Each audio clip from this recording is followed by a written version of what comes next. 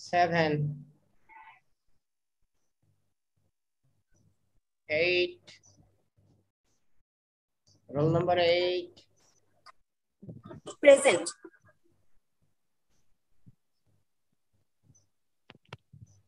9. Yes, sir. Roll 9 present. 10. Yes, sir. Roll 10. 11. Present, sir. Roll 11. 12. Present, sir.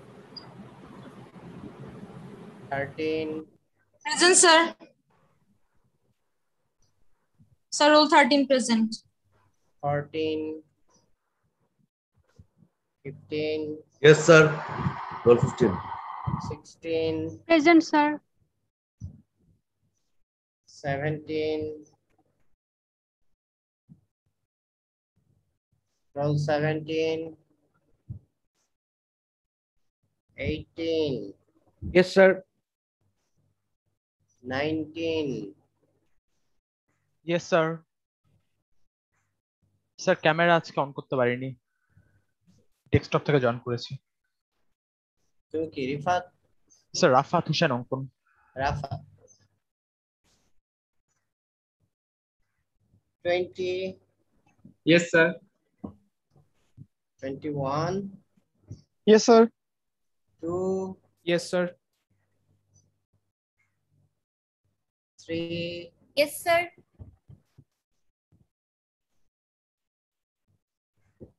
23. Yes, sir. 24. 24. Sir, roll 23 কি present দিয়েছে? হ্যাঁ হ্যাঁ হ্যাঁ।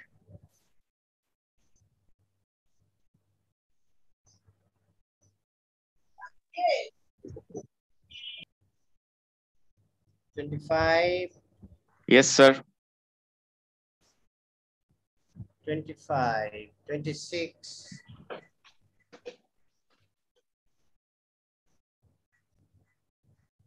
27. Yes, sir.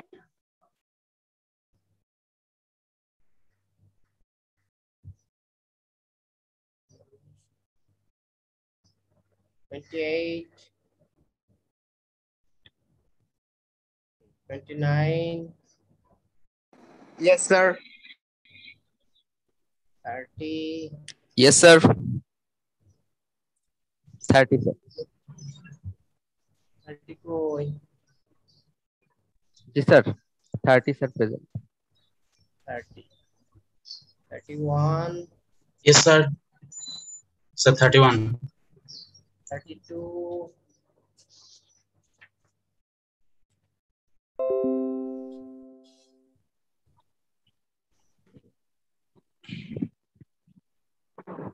32.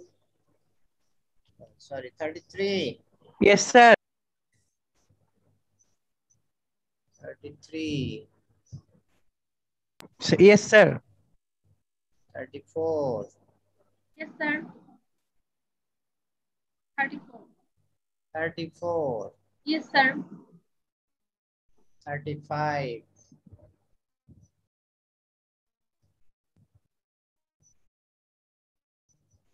35.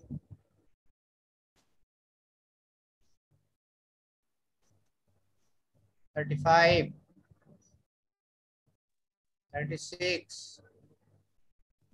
Yes, sir. 37. Yes, sir.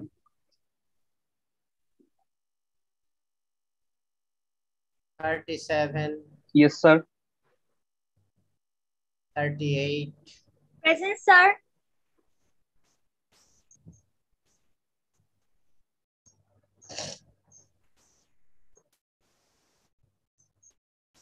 38.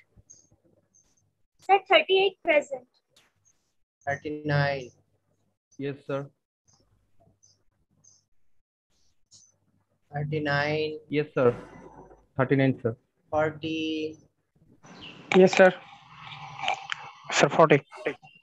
41. Yes, sir. Yes, sir. 42. Present, sir. 42. Okay, 44. 44.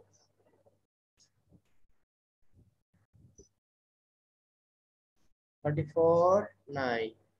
45, Yes, sir. 45. 45.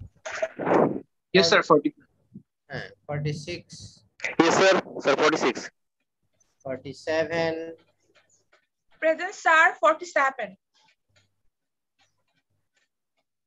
48, Yes, sir. 48. 49, Yes, sir. 49. 50, Yes, sir. 50. Sir, roll 3 present. পরে আগে 15 ব্যাচে 22, Yes, sir. 15 batch 22, Yes, sir. 15 batch 17, Yes, sir. Sir, Yes, sir. 15 batch 22 কি sir present দিয়েছেন? হ্যাঁ 15 batch 22 sir present. আমার একটু net হ্যাঁ সমস্যা তো। দিয়েছি Sir, 15 to 17. 17, Yes, sir. 13 batch 29, 13 batch 29, 12 batch 19. Yes, sir. Okay. এখন বাকি আছে কে roll Sir, roll 3, sir. Present. আর কেউ Sir, Sir, roll roll 24. Sir, roll 17. 24 আর কেউ 17, sir. 17 Ji, sir. 17 হ্যাঁ 17 হ্যাঁ আর Sir, কেউ? roll 3 কে দিয়েছেন? হ্যাঁ দিয়েছি Sir, roll 9. দিয়েছেন? রোল 8 দিয়েছি Roll 18 কি দিয়েছেন? Sir, roll 9. হ্যাঁ Roll 18, sir. Roll Sir, roll 18 9. হ্যাঁ রোল 18 আর Sir, roll 9. হ্যাঁ Sir, roll 6. রোল 6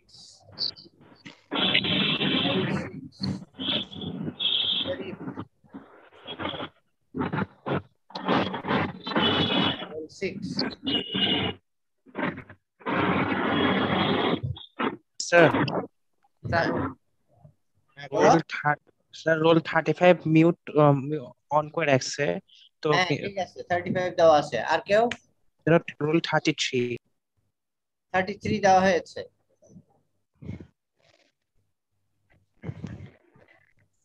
স্যার বলো স্যার আমাদের নাম কলের পরে স্যার যদি একটু বলে দেওয়া হতো যে কারা অ্যাবসেন্ট তাহলে স্যার ইজি হতো আমাদের এত জন্য কিছু বলা যাবে না এত কিছু বলা যাবে না টাইমিং না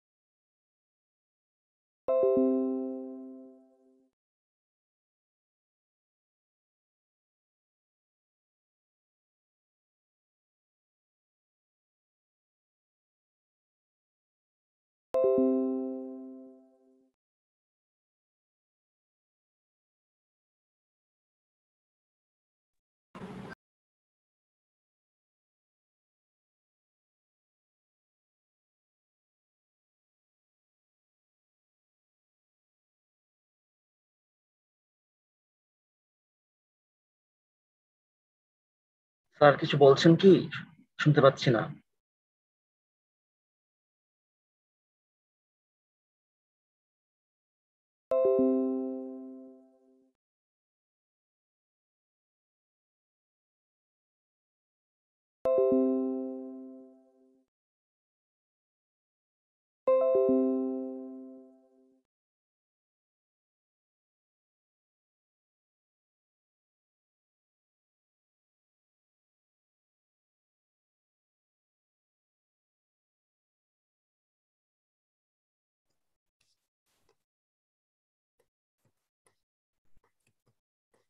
শোনা যায় এবার? জি স্যার, এখন শুনতে পাচ্ছি। হ্যাঁ, আমরা শুরু করি।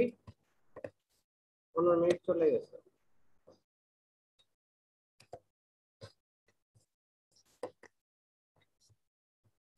দুই নম্বর চ্যাপ্টার। আমরা এর মাঝখানে আমাদের সেশনালের সুবিধার জন্য আমরা কি করেছিলাম, তোমার চ্যাপ্টার 4 পড়ে এসেছি, তাই না? জি স্যার। এখন আমরা সিরিয়ালি যাব চ্যাপ্টার 2। চ্যাপ্টার 2 এ আমরা পড়ব হার্ডেনেবিলিটি অফ স্টিল। প্রথমে আমরা দেখি হার্ডেনেবিলিটির ডেফিনেশনটা। হার্ডেনেবিলিটি, এটার নাম থেকে বুঝতে পারতেছো যে হার্ড হওয়ার অ্যাবিলিটি, হার্ডনেস না, কিন্তু হার্ড হওয়ার ability, ability to gain specified hardness level up to a certain depth. একটা ম্যাটেরিয়ালস আমি কোয়েঞ্চ করব, কোয়েঞ্চ করলে তার সারফেসে স্বাভাবিকভাবেই সবচেয়ে বেশি কুলিং হবে, স্বাভাবিকভাবেই তার সারফেসে সবচেয়ে বেশি হার্ডনেস ডেভেলপ করবে। এই হার্ডনেসটা সারফেস থেকে যত ভিতরে যাওয়া যাবে তত হার্ডনেসের ভ্যালু কমতে থাকবে। তো যখন হার্ডেনেবিলিটি বলা হবে তখন একটা হার্ডনেসকেও টার্গেট করে দেওয়া হবে। ফর এক্সাম্পল 40 হার্ডনেস, সারফেস থেকে কত ডেপথ পর্যন্ত 40 হার্ডনেস ডেভেলপ করলো সেটাই হচ্ছে তার হার্ডেনেবিলিটি। তার মানে মেজারমেন্টটা মিলিমিটার হইতে পারে, মাইক্রোমিটার হইতে পারে। দেখতেই পাচ্ছ, hardness level up to a certain depth,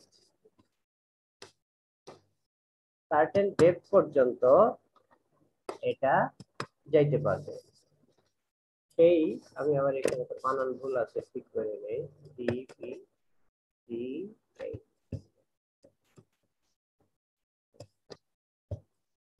certain depth পর্যন্ত যে হার্ডনেসটা তৈরি হবে, একটা স্পেসিফাইড হার্ডনেস, সেই ডেপথটাকেই বলা হবে তার হার্ডেনেবিলিটি। গেল ডেফিনেশন। এরপরে আসতেছে এই যে হার্ডেনেবিলিটি আসলে কিসের উপরে নির্ভর করে, সেই প্যারামিটার গুলো কি কি আমরা এখন সেগুলো আস্তে আস্তে ডিসকাস করব। তোমরা জানো স্টিল কিন্তু আয়রন এবং কার্বনের অ্যালয়। প্রথমত কার্বনের কার্বনের কন্টেন্ট ইন দ্য স্টিল, সেই কিন্তু ডিফাইন করে দিবে যে তার হার্ডেনেবিলিটি কত হবে না হবে। এখন কার্বন থাকলেই যে হার্ডেনেবিলিটি বেড়ে যাবে ব্যাপারটা ওইটা না। সেই কার্বনটা অবশ্যই অস্টেনাইটের ভিতরে ডিজলভ হইতে হবে। Dissolve carbon after austenitization. কারণ আমরা মেকানিজম অফ হার্ডেনিং এ পড়েছি যে কার্বন যদি অস্টেনাইটের ভিতরে এন্ট্রাপ্ট হয়ে যায়, তাকে যদি তাড়াতাড়ি কুল করি তাহলে ওই কার্বনটা বেরোতে পারবে না, আর না পারার কারণেই সে বিসিসি স্ট্রাকচারটা বিসিটি তে ট্রান্সফার হবে, যে বিসিটির এক্সিস্টেন্স আমাদের আয়রন কার্বন ডায়াগ্রামে নাই। ফলে একটা সম্পূর্ণ নতুন ধর্মী পিকুলিয়ার একটা স্ট্রাকচার আসবে, যার আসলে প্রপার্টিও হবে পিকুলিয়ার। বেস মেটেরিয়ালের তুলনায় তার বিহেভিয়ার, তার প্রপার্টিজ সবই হবে পিকুলিয়ার টাইপের। তাহলে কার্বন থাকলে হবে না, কার্বনটা অবশ্যই অস্টেনাইটের ভিতরে ডিজলভ কন্ডিশনে থাকতে হবে। তো এই মোটামুটি আমাদের হার্ডেনাবিলিটির বেসিক কথাবার্তা। এখন আমরা দেখি যে কার্বন আসলে কিভাবে হার্ডেনাবিলিটিটাকে ইনফ্লুয়েন্স করে। এই যে ডায়াগ্রামটা এখন আসলো বাম দিকে, এখানে দেখো এই নিচেই যে ইকুয়েশনটা আছে সেই ইকুয়েশন গুলো দেখো। যদি কোনো একটা মাইক্রোস্ট্রাকচারের ভিতরে 99.9% যদি মার্টেনসাইট থাকে, এটা হচ্ছে মার্টেনসাইটের percentage. HRC 99.9% martensite, HRC hardness rockwell স্কেলের 90% যদি মার্টেনসাইট থাকে, তার ইকুয়েশন এরকম হবে। মার্টেনসাইট যদি 50% থাকে, তার ইকুয়েশন এমন হবে। আর 100% মার্টেনসাইট হলে 35 প্লাস 50 গুণ পার্সেন্টেজ অফ কার্বন। সব জায়গায় কিন্তু 50 গুণ পার্সেন্টেজ অফ কার্বন, 50 গুণ পার্সেন্টেজ অফ কার্বন। আর এর বামে যে ডিজিট গুলো আছে সেটা হচ্ছে 35, 30, 23। তার মানে মার্টেনসাইট যত বেশি হবে তার বেস হার্ডনেস তত বেড়ে যাবে। আর সেই মার্টেনসাইটের হার্ডনেস আবার নির্ভর করবে তার পার্সেন্টেজ অফ কার্বনের উপরে। তাহলে এখান থেকে একটা জিনিস পরিষ্কার যে একটা স্টিলের ভিতরে 100% মার্টেনসাইট আছে, আরেকটা স্টিলে 100% মার্টেনসাইট আছে, কিন্তু দুইজনের ভিতরে কার্বন পার্সেন্টেজ ভিন্ন। এই ভিন্ন কার্বন পার্সেন্টেজ থাকার কারণে তাদের দুইজনের কিন্তু হার্ডনেস সমান হবে না, যদিও তাদের ভিতরে 100% মার্টেনসাইট থাকবে। ঠিক কিনা? বোঝা গেছে? জি স্যার।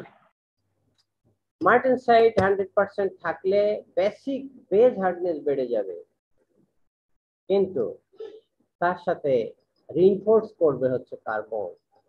রিইনফোর্স করবে কার্বন, যত কার্বন বেশি থাকবে তত ওই মার্টেনসাইটের রিইনফোর্সমেন্ট বেশি হবে, ওই মার্টেনসাইটের হার্ডনেস বেড়ে যাবে। এইবার এখানে ইকুয়েশন আছে দেখো, 50% মার্টেনসাইট থাকলে কার্বন বাড়ার সাথে সাথে এইভাবে হার্ডনেস বাড়বে, 90% থাকলে এইভাবে বাড়বে, এবং 100% থাকলে এইভাবে বাড়বে। Carbon is very, very important element to control the hardenability and hardness of the hardened product.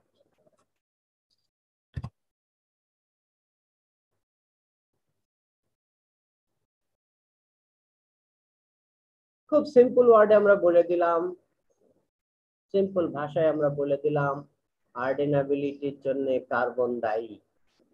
হ্যাঁ, প্রথমত কার্বন দায়ী, কিন্তু যখন আমরা রিয়েলি R&D করতে যাব তখন কিন্তু আর কার্বনের দিকে তাকাইলে হবে না, আমাদের ওভারঅল সিনারিও গুলোকেও কনসিডারেশনে নিয়ে আসতে হবে। সেখানে কি যে within cross section hardness change হবে, চেঞ্জটা ডিপেন্ড করবে অন্য অ্যালয় কেমন আছে। কার্বন তো বলেই আসলাম, অন্য অ্যালয় কেমন আছে তার উপরে নির্ভর করবে। সেই অ্যালয় গুলো কার্বাইড ফর্মে আছে না ডিজলভ কন্ডিশনে আছে সেটাও কন্ট্রোল করবে। তার গ্রেন সাইজ কেমন, ছোট গ্রেন না বড় গ্রেন, তার উপরে নির্ভর করবে। এই প্যারামিটার গুলো কিন্তু এসে যাবে, এবং আস্তে আস্তে যত তুমি প্যারামিটার কনসিডার করবা তত সিনারিও কিন্তু জটিল হয়ে যাবে। এই জন্য ঠান্ডা মাথায় কিছুদূর পর্যন্ত তোমাকে ম্যাথমেটিক্স দিয়ে সায়েন্স দিয়ে কিছুদূর পর্যন্ত আমরা স্টাডি করতে পারবো, তারপরে কিন্তু আর্ট হয়ে যাবে।